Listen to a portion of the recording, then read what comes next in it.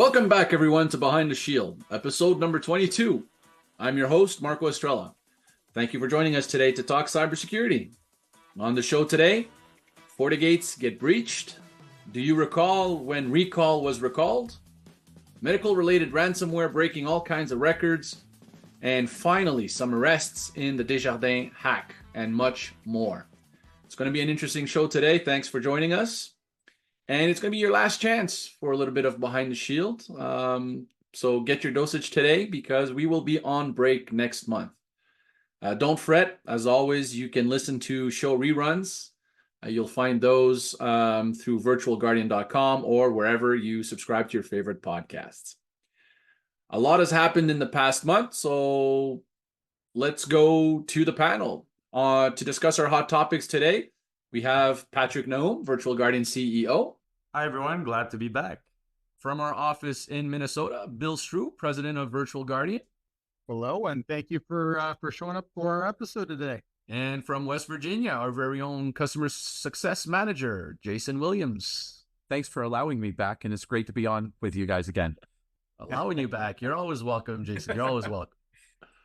So how are things going, gentlemen, this week? Everything under control? So far, so good.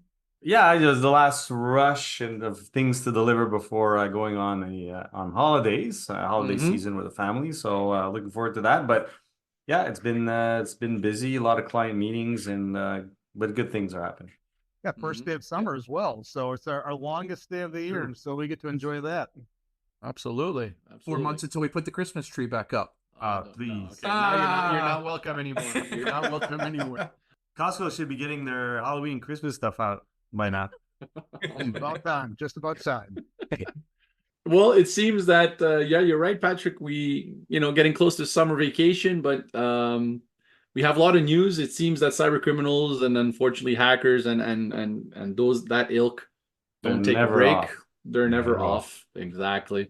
So let's get to our hot topic, shall we? We're going to start with Jason. Our friends at Recorded Future did a study that highlighted some pretty bad news relating to medical ransomware.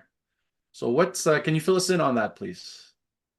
Yeah, it's you ask about how the times are going. It's very interesting, especially in the healthcare space. So Recorded Future provided another follow-up report to their initial analysis about Change Health and what happened at that organization being compromised.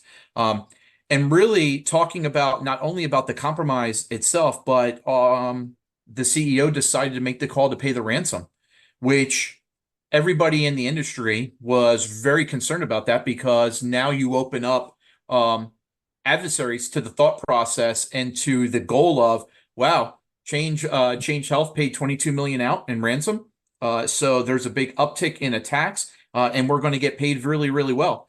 Plus, this is one of the ones that's not fully been confirmed yet, but based on the underlying dark web conversations across there that Recorded Future was talking about, was the fact that this started to play into double extortion. While not confirmed from Change Health, $22 million on the first payment, but then also there might have been a subsequent compromise and payment due to exfil of data, which is very interesting. But overall, Recorded Future, in addition to just following the progression of Change Health and their payment, saw a significant uptick between March of this year and April on attacks related to the healthcare vertical. So if you look in March, they had about 30 incidents they were tracking, and then in April jumped to 44. And that's kind of the headline about this article and what the report was about. But it was also one of the biggest jumps between month to month that they've ever seen. So against a certain vertical, they hadn't seen that jump before, as well as anything from month to month. 2 years ago, in 22, we were talking about attacks hitting the healthcare vertical at 755% increase within a year. So you start to look at that now. We were always concerned about, okay, going after the healthcare vertical overall, and the fact that there were already ransomware attacks that had cost someone their life. So that was a very big deal and something that we had to focus on to try to mitigate these threats. But then also taking the next step further with the amount of payment that was made in this event and then possibly opening it up to others. And so they talked about 30 incidents in March, 44 in April, $22 million payout. But then they started to see the increase now. Ascension, a network of 140 hospitals and 40 senior living centers, was targeted by Black Basta and reported on by CNN. Lockbit hit with that notorious group, hit a hospital over in France after being refused payment, then started to exfil. Now, another piece of this was that while this payment was very large at 22 million, then it was not divvied up by the ransomware group. You would think they're very ethical on the back end and being able to pay out their cohorts in this type of attack. And that did not happen, which then started to spread attacks for those individuals or organizations to get their money back, and so launching additional attacks and going in that direction. So again, a very good article on Wired. Very sad to see these types of attacks hitting our healthcare vertical, but very makes it more important that we need additional security, defense in depth, and attention to this type of vertical in the healthcare space to protect not only intellectual property and health records, but health and life overall. And I'll pause there. Sorry for long-winded. Hey, Jason, was there any difference between the amount of attacks on payers versus providers? Not that either one's good, but changes on the payer versus provider side. Are the providers also now paying that price? Not confirmed this in this article, but to your point, in theory, we could be seeing that across the board. And this article was more about the uptick in the attacks and where the payment came from and how significant an 8-figure payment looked like to that ransomware group. But then also, again, talking about where other adversaries now are going to focus because of seeing that high payday. I'd also like to know, they probably didn't talk about it specifically in the article, is if the university, the health organization validated with the authorities first to make sure they weren't paying and financing a terrorist organization, right? Because the U.S. government is kind of clamping down on that. While not stated in this article, just on what we know as within Virtual Guardian about how the progression happens and how those law enforcement organizations get involved. I was surprised that the CEO made the comment in this article that it was his decision. He made the call to pay it out. And he said he doesn't wish it on anyone. It was the hardest call he had to make. And I just couldn't imagine of the magnitude of that kind of breach on the pressure that was on that CEO that he had to make a call like that. So my hat's off to him. I just, it's our job to start helping these organizations more and more like we have been, but really, like I said, focus and these organizations really need to identify and continue to do attack surface management to identify on a continuous basis gaps possibly in their environments, remediate them fast, and then, protect their organization and the users and health.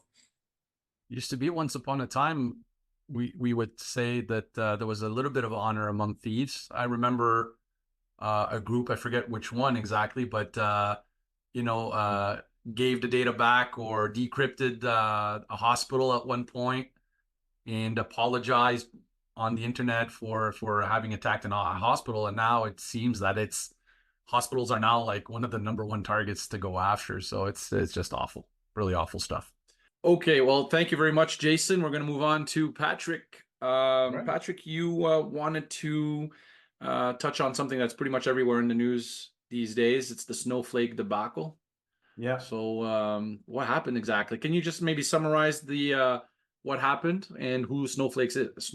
Well, Snowflake is a prominent cloud provider, cloud data storage provider, but it's more than that, right? A lot of organizations use Snowflake. We met one last week, which is all in Snowflake on Snowflake in terms of all their application and data modernization efforts.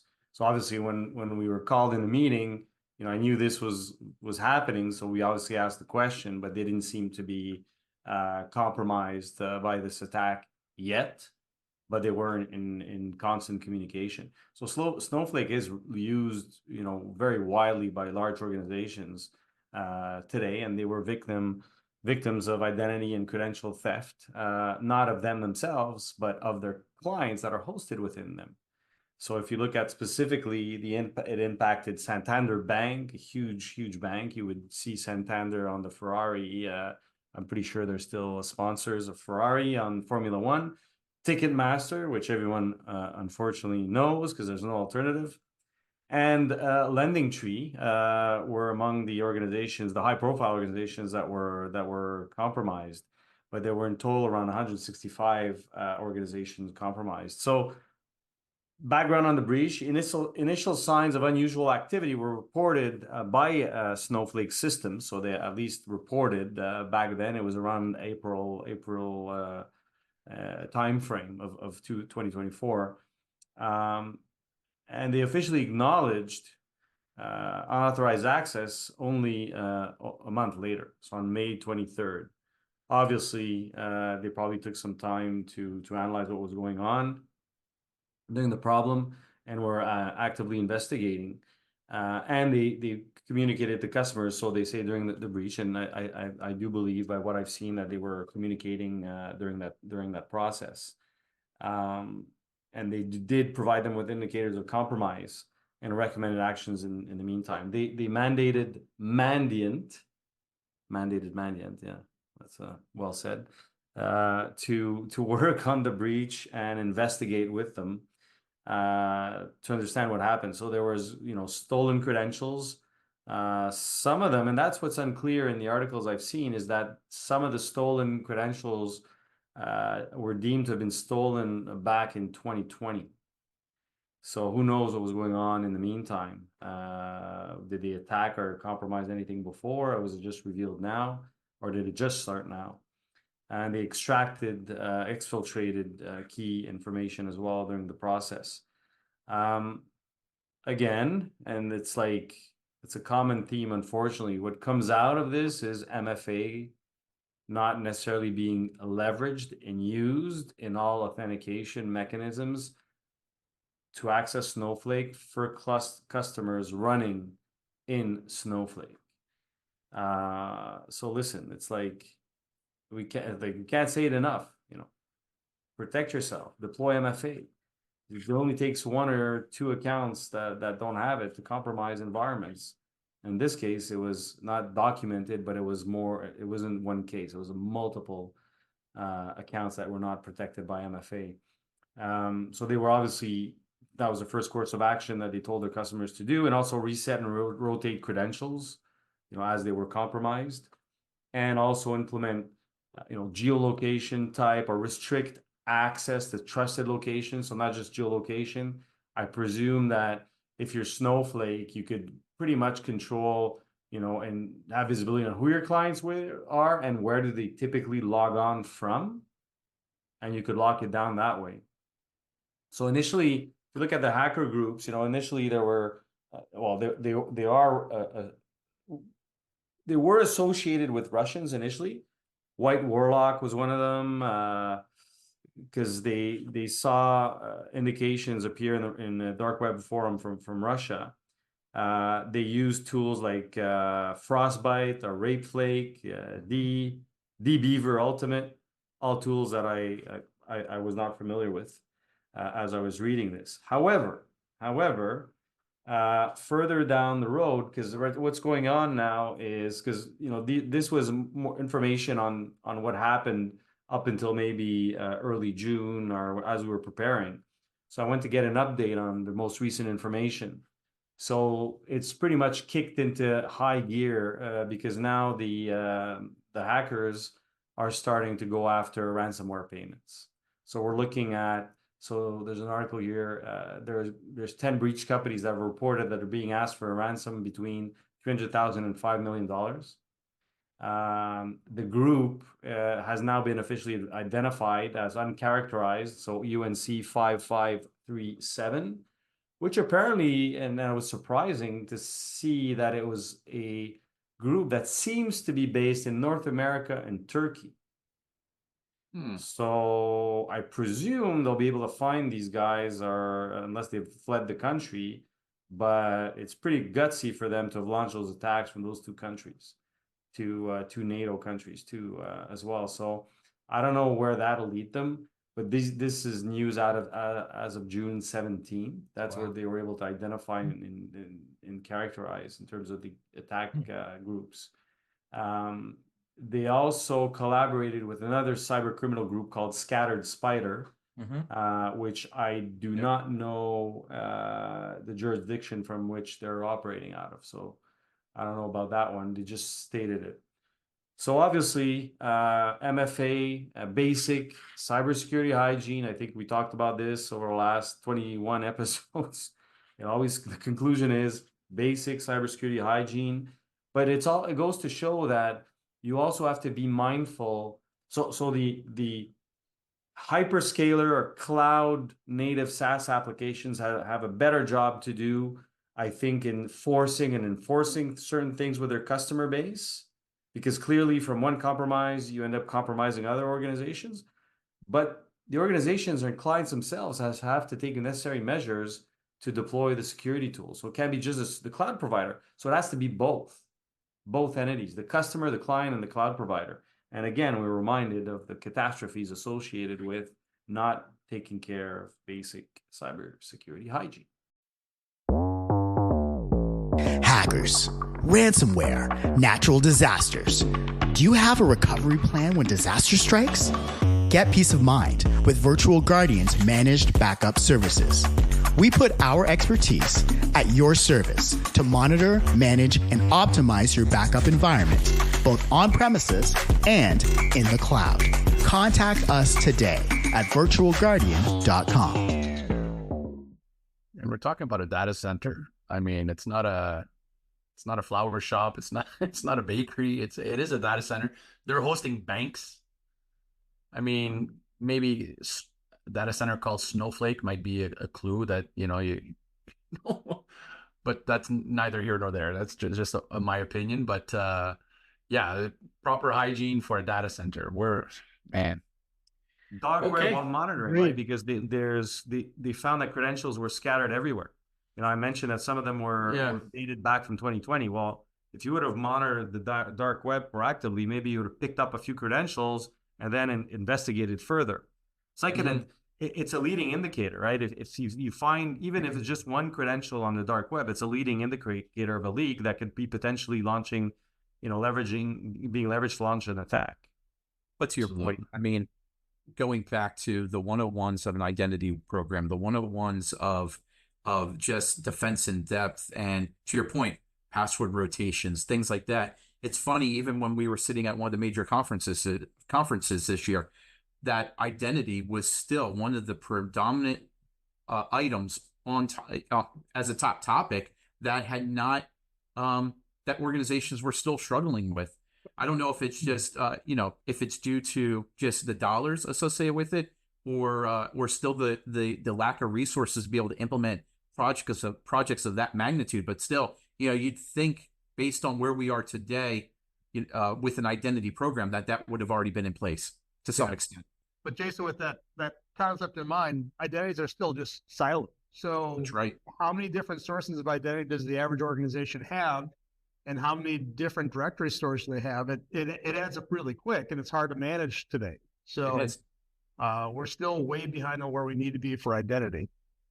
I was going to add in, just thinking about that story, Patrick, the additional victims that were associated with this based on their choice of providers, the importance of third-party risk management and that communication process.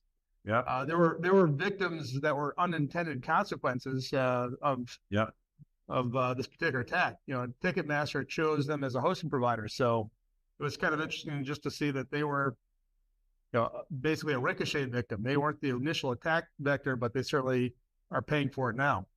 And will be paying for it because they now have become exposed and are targets for ransomware payment. Right.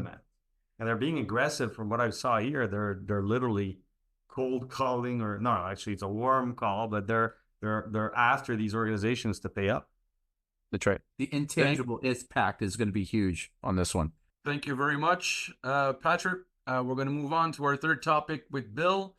Bill, you had some interest about the another, I hate to use it again, but another debacle, the recall debacle this time at Microsoft. So I'll ask you two things.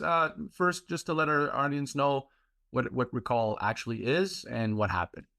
It depends on who you ask what recall is, but Brian Krebs accurately described it, in my opinion, as a feature nobody asked for. But that's clearly not true because it made it into Microsoft's Copilot Plus PC's launch. So it was a major feature that the intent is to take snapshots of everything that you do on your PC. So you have the capabilities to recall using AI at any point in time. You know, what was that magic recipe that was shared on Pinterest that I was interested in so long ago? It's funny you come up with that example, that personal example, Bill. I appreciate you sharing. Absolutely, because I'm on Pinterest every day. That's yeah, clearly that's how I spend the vast majority of my time. Yeah. But that said, it is just that it's like a photographic memory for everything that you do on your PC. So everything that you've typed in there, done, said, communicated. We don't need any more examples. We could, we get it. You got it. All right, sounds good. I had a couple more, fantastic ones, but I'll pause do it. there. Go ahead, please go ahead. Don't let me, No problem at all. Don't spoil this fun, man. Okay. So with recall, everything that you've done is stored, and in this case, stored in a SQLite database that is unencrypted on the machine and available for just that recall in and of itself. So you can quickly determine, hey, what was that email I sent to Patrick about stopping to harass me? Whatever it might be, easily available for you to find. How about when you log on to your bank and all that nice stuff? Exactly. Well, that's part of the data privacy issues that we're going to talk about here. So those snapshots, everything is caught, and it's put into that unencrypted SQLite database. So if you work with customers and clients, all that potential PII data, their credit cards, everything that you're typing in is captured. Encrypted messages, or what are supposed to be encrypted messages, are also captured. Credit cards, banking information, any and everything that you do is caught, captured, stored, and indexed. Vulnerability report from the client with all the IP addresses and all the ratings and open ports. Is that, that's also a possibility? They're going to get a screenshot of That's unbelievable. I'll tell you, I'm trying to figure out what screaming voice of Arnold Schwarzenegger would be in the background for this, whether it was Total Recall, Terminator, or a kindergarten cop. So, yeah, well, this one is a brain tumor, in my opinion. So, it's not a tumor. It's not a tumor. It's not a tumor. No more, Louis. No more. So the end result is essentially a treasure trove of data that has been proven, by the way. Microsoft said this was completely secured, locked down. You don't have to worry about it. Even if someone were to gain access to your machine, the recall database should not be available or accessible, which was quickly disproven that it was completely accessible, even by non-administrators on the same machine. So needless to say, this has been a launch that's gone incredibly wrong for Microsoft. Obviously, if an attacker gets access to the machine, all that data is available for exfil. And the exfil was actually proven by one of the former Microsoft analysts, who detailed on his blog how to basically export the recall data. This clearly has concerns for corporate use. If you're working with clients, recall creates some serious policy issues as far as not only how you handle PII, but basically the generation of additional locations for PII. It was initially going to be turned on by default. Microsoft said that they were going to fix the concerns by making it off by default. They also said that they were going to make it better by making sure that you use the Windows Hello for authentication to access the recall database. And then they said they were going to encrypt the SQL database as well. In the end, however, this particular feature of Copilot Plus PCs is now turned off, and a launch date in the future is TBA, to be announced. How is opt out not the default? How is it mean turned opt-in? on? I'd How is rather- the Yeah, opt-in should be the default. Yeah. Opt-in should be the default. correct. Yeah. That's what I meant. That's Yep. what I meant. It's just But you're right. Imagine the data disposal agreement on this. It will be the size of the book for Windows NT from back in the day for MCSE. It'd be like 1,000 pages on where you got to comb through to say, I've just all your data that I've used. let me ask you this question. So, all right, we have all that security, and then they're looking, it's like a glorified keylogger looking at everything we're doing, regardless if it's sensitive or not. But where's all this data? Because if they're taking snapshot of everybody at all times, this amount of data is going where? I'm assuming Azure? OpenAI. Local host. So the data is stored on the local host. Really? Interesting. Because I but was then- sure you were going to tell me Azure, because Microsoft is genius. They're geniuses because they're going to increase their storage so much, you know? Yeah, but if you click on the call home button when you have a bug by default, where they could, send what they call control or anonymous information back, you don't know, maybe it leaves through that means. You got to really run a scanner to understand what's happening. The only one that would benefit from that would be my spouse, just to tell me what she really told me when I said, you never told me that. Never. She's like, recall, and everything would be right there. Yes. Well, I mean, complementary to this is, I don't know if you guys saw, but Meta suspended all their AI bot in Europe because initially they wanted to ingest PII information, but then you start thinking, what PII information? Well, it wasn't necessarily the PII information that's hidden. It's all the PII information that people publicly disclose, where they live, where they're at, etc. Yeah. Despite the fact that people are sharing their information willingly, Meta still decided to suspend, to say, you know what, we're not going to ingest that data because it's too problematic. And obviously the European Union was on their case somewhat, but it didn't take a lot of heavy lifting for Meta to stop and suspend. This is from last week. It's not the case here. I don't know what they're doing with the information they're ingesting with their own AI. But again, it's scraping as much information as is readily available. Well, even today, just having a conversation with a colleague about AI and the use of it, and really had to separate the conversation into two buckets, one being the production professional side and one being the personal side. From a production professional side, working with organizations and leading them down that AI ML journey, utilizing their data to enrich their program and their security posture, great. Pointing that back to us on the personal side and these devices we carry around each and every day and having AI on there and the access to data on our phones, which are probably more data than what we have on our laptops and personal computers. I could not imagine what that would look like moving forward. I just can't imagine, going back to recall itself, why anyone either at work or at home wants that level of tracking turned on. I just can't imagine it. So the best thing that I heard from somebody else as far as how do you address this particular issue, they simply said, I've fixed it already. It's not a problem for me and never will be. I bought a Mac. Well done. On that note, we're going to move on, gentlemen. Excellent topic, Bill. Jason, you're back up to bat. You wanted to tell us about Fortinet. Fortinet is dealing with some state-sponsored attacks, namely against their firewalls. So what's happening with those FortiGates? Is your company digitally resilient? 75% of small businesses have no disaster recovery plan, and backup copies do not guarantee an organization's ability to get back to business. For more than 25 years, ESI Technologies has specialized in IT continuity, reducing financial and operational impacts for our clients. Learn more about digital resilience from ESI's experts at esitechnologies.com.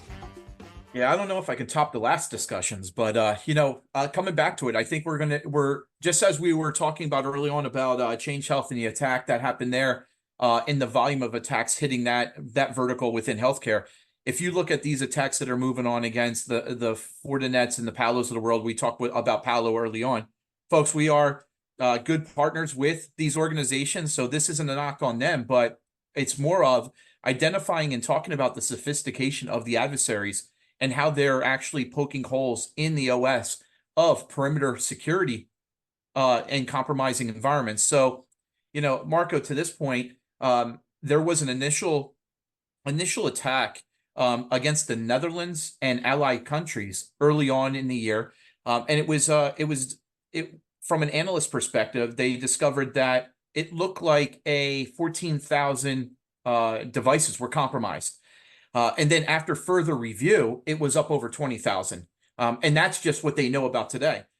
Now, not just from the fact that it was a perimeter breach or vulnerability in the FortiOS and FortiProxy but it was a remote code execution vulnerability. And if anybody wants to know the CVE 2022-42475, and this occurred between 2022 and 2023. Now you say, well, why would you be talking about this on a podcast in 2024? Kind of old, should be remediated. Well, yes, but going back to the sophistication, with this coat hanger remote access Trojan that was used, it actually remains active even after firmware patching and bug fixes. So that's significant. This 0-day actually infected the 14,000 devices, targeted dozens of Western governments, international organizations, created by the Chinese government in an espionage attack. So it was a Chinese state-sponsored hacking group that targeted the Netherlands and their allies. But again, the biggest piece of this is how sophisticated these types of attacks are getting when, you find it. It was a strain early on, an unknown malware strain that was actually discovered. But to be able to survive system reboots and firmware upgrades and not actually terminate the access and the backdoors from the adversarial side, that's significant. So seeing these types of attacks hit Fortinet, we talked about ones that hit Palo early on, but also using system code, system verbiage, system syntax to hide themselves in the code strain of these solutions is significant. So living off the land, right? Laying off the land, but also being able to hide themselves very, very easily with some of the same syntax and files that these devices are actually using. So I just thought it was really unique. Number one, that it was a large volume. It took 2 months to get a fix out. So Fortinet was really working hard on this, trying to figure out what was going on, but also the fact that the forward thinking of this Chinese-sponsored adversarial group to be able to create something that could sustain system reboot and firmware upgrades just touts the sophistication, the regression testing, and the overall structure of these organizations that are now coming against from a nation state as well as regular or ransomware organizations. Jason, if I may jump in, I'm actually been shuffling paper here because I'm looking for the actual source of the data I'm going to be sharing with you guys. I had a panel I was on a couple of weeks ago, and I'll figure it out. If someone wants it, I'll look at it, I'll research it, but I don't like not citing sources, but it's either the Verizon data breach report or the Cynthia report from 2022. Anyways, on average, after 30 days of a known vulnerability that is patchable, 85% of vulnerabilities are not patched. Correct. After 55 days, it's 50%. After 1 year, it's 8%. It's unbelievable. Unpatched systems. So, I mean, you got best case, worst case from 85 to 8% from 30 days on. I mean, it's an invitation to. Now, I'm not saying you can always you could patch everything very quickly. There's limitations because you could break things, but it still doesn't make any sense. No, those numbers are really low. And where's the due diligence and due care being attributed to this? Because you're putting yourself in the limelight of an open exploitation, but also from a answering to these types and why you did not do what was necessary to remediate with those numbers is egregious. And with tools that exist nowadays, even though that you have to be careful when you're patching, there's automated tools out there. I mean, this is not really the place to discuss this, but we offer these tools, we sell these tools, we know that they exist, we know that they work. Patching is not it still is a headache, but not a major headache that it once used to be. So anyway. Agreed.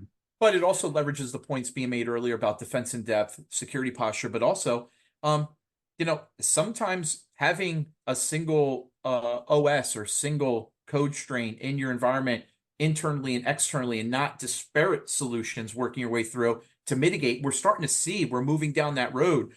You don't want the same perimeter security in your internal security separating your zones, because if one's compromised, you got keys to the kingdom. So again, not only is it sophisticated enough to sustain reboots and firmware upgrades, it's undetectable because it's intercepting system calls to avoid revealing its presence. So again, the sophistication is there, and we just got to be a lot more vigilant on how we go about strengthening our posture. Thank you very much, Jason. We're going to move on to our next topic. Bill, I don't know if Microsoft's caused you any harm these days, or your second topic is another Microsoft story. And I know for a fact that Jennifer at Master Control is actually very concerned about this one. So there's a flaw that using Wi-Fi to attack. That is correct. It actually goes in very closely to what Jason was just discussing and Patrick regarding patches and how long it takes for people to deploy patches. But Patch Tuesday in June 2024 did fix a very concerning CVE at CVE 2024-30078, which is a Windows wireless remote execution that allows anybody that is on the same network without any type of special privilege, or I guess the only special access they need is to be on the same network, to do remote execution of code to gain access to a host on the same environment. So if you think about it, and I think this really applies to people who frequently use public Wi-Fi or hotspots, travel, use the hotels, facilities, and so on, they're susceptible to an attack that allows an attacker on that same network to indeed get access to their host and execute code to either distribute malware, get access to those files, whatever it might be that they're interested in. But it just goes to the same point that patching is mandatory these days. You can't just allow the organizations or individuals not to patch. You have to do it. I think it also discusses quite a bit, be careful of the networks you attach to. I'm always surprised that when I travel, how many people are happy to just connect to the airport free Wi-Fi or Starbucks, Caribou Coffee, Pete's, wherever they happen to be. And those who do it, that don't do it with that minimum VPN on their device as well. So kind of a short story that is certainly concerning. The fact that attackers now can actually compromise your host with very little other than wireless access to the device. The other thing I should point out about this particular CVE, it's all versions of Windows that are currently supported have this vulnerability associated with it. So it's not tied to just Windows 10, Windows 11. It's every currently supported version of Windows with that Microsoft Windows driver. On the wired side, you also have to be careful, right? I saw a simulation recently of just a USB port in a hotel room, right? Yep. That port can be a fake port or it could be hijacked, and then you're just plugging in to recharge all your USB devices, which I refuse to do. I always use my own USB connector in the power outlet to recharge those devices. But sometimes, you don't want to go through your bag and you don't want to get the wire out and plug it in the USB port, in the power port. So you just, with laziness, or sometimes you don't even have access, you just plug it in a USB port, random USB port at the airport or your hotel room, and you could be compromised. That's right. The free charging station that you see at the security conference. It's a wonderful place to plug in your device. That's right. Gee. You always wiggle it, make sure, it's not going to, pull out so that you can look at that. But I mean, not only the charging stations in the hotel, like you said, the airport, we always talked about that. You got devices on ATMs now that you got to check and make sure things are in place. It's unbelievable. You're definitely a potential victim almost everywhere you go. You just got to be careful. Protect yourself from the growing threat of ransomware attacks with Virtual Guardian. Keep your sensitive data secure, identify vulnerabilities ahead of time, and know that Virtual Guardian is focused on your security, so you can focus on what really matters, growing your business. At the intersection of people, process, and technology, we're guarding your critical mass, achieving digital resilience, and protecting what matters most. Virtual Guardian, unmatched security expertise, fueled by trust. Are you gentlemen familiar with the the USB condom? Yes. It is a device that it actually exists. And seeing as we're on that topic, you can plug it between your device and What? the USB condom. Okay, I had not actually. Not You that had way, never so- heard that one? No. I have one in my bag, as a matter of fact. There you Okay, go. Billy, we don't want to see it. All right. All right. Thankfully, it's a podcast, folks. We're saving you from So this is individuals. it's not a tongue-in-cheek joke. It's an actual device. And I used to have colleagues. But you that plug it in were- the USB port? Yeah, between the USB port and your device and It your allows wire. you to actually charge your device, but there's no data access going through the device itself. So it prevents data transfer, but allows the power to actually recharge your phone or. It's like an encased tool, but applied to power and data transfer. Like, yeah. Yep. Protect the chain of custody. Well, listen, gentlemen, we're closing in on the last topic, which is actually my topic, and it's in I called it in local news. So why in local news? Well, as you know, Patrick and I were in Montreal, Canada, and there was some significant developments in the Desjardins hack. So the Desjardins is a cooperative bank here in Quebec, a credit union. It is very large, very, very big. And in 2019, there was the biggest hack of data in the history of the Quebec province. Yep. And so for a quick recap, so from 2017 to 2019, a Desjardins employee named Sébastien Boulanger Dorval was stealing and selling customer data, basically. So you can just imagine the type of data that a credit union possesses, right? So one of the arrests that was made was in the real estate business. Can you imagine the data, the competitive advantage that this person in real estate would have by buying all the mortgage rate information, the finance information that his potential clients has, all that information that he can get his hands on. So basically he was arrested along with Sébastien Dorval. Basically 5 arrests were made, and there was 2 that weren't arrested. They fled the country allegedly. And I thought it was a little bit jarring because we don't have FBI's most wanted here in Canada. But when I read that the 2 men, the words, let me read this one. The 2 men have fled the country and are currently the most wanted men in Canada. These are not like murderers, right? It's financial criminals, but the most wanted men in Canada, and they fled the country. But what bothers me a little bit is, what bothers me?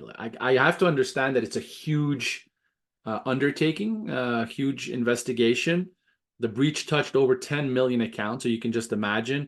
5 years, 25 raids, seizure of 120 IT assets, and 160 witness interrogations.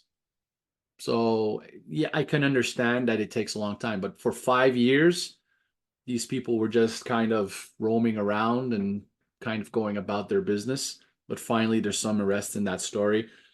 brings us a little bit of closure in a sense, but every article that I was reading on this story all ended kind of in the same way.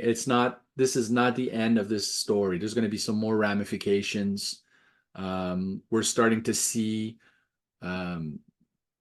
companies, people, some that are being affected by the data that was stolen and being used illegally. So credential theft, and Identity stuff like theft. that. Identity theft. Correct. So I wanted to touch on it. I guess we've been following that story for 5 years now. Time flies, I guess. Yeah. But I wanted to touch upon that. I wanted to talk about that one. Don't know what you gentlemen have to say, but I'll say it's great news, and I know it's not my hot topic, and I'll bring up the fact that there was another arrest. The head of Scattered Spider was also arrested over the last week. Okay. He was caught in Spain before he jetted off to Italy.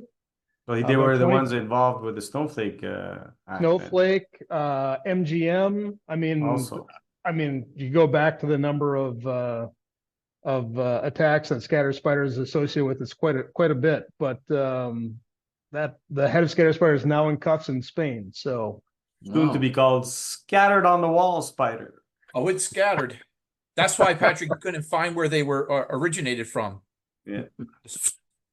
Well, the jurisdictions, we spoke about this before, but jurisdictions that, like the US, like certain European countries, Western European countries, we see true arrests. We see actually people being investigated and caught. It's just when you're in those countries that are how can I say, there's more lawlessness, I guess. Eastern European countries, Russia, and then there's no impunity. This guy just went to Spain, boom. All right, he's caught. The ones in the US, boom, caught. Canada, boom, caught. At the end of the day, they need to spend their money and have a bit of fun in life. So they wander, come back to Western countries, and bam, get caught. Well, you mentioned it earlier. You said that there was what was your topic there? You were saying that the criminal group was from Turkey and the US. North America. Yeah. In North America. So like when you said that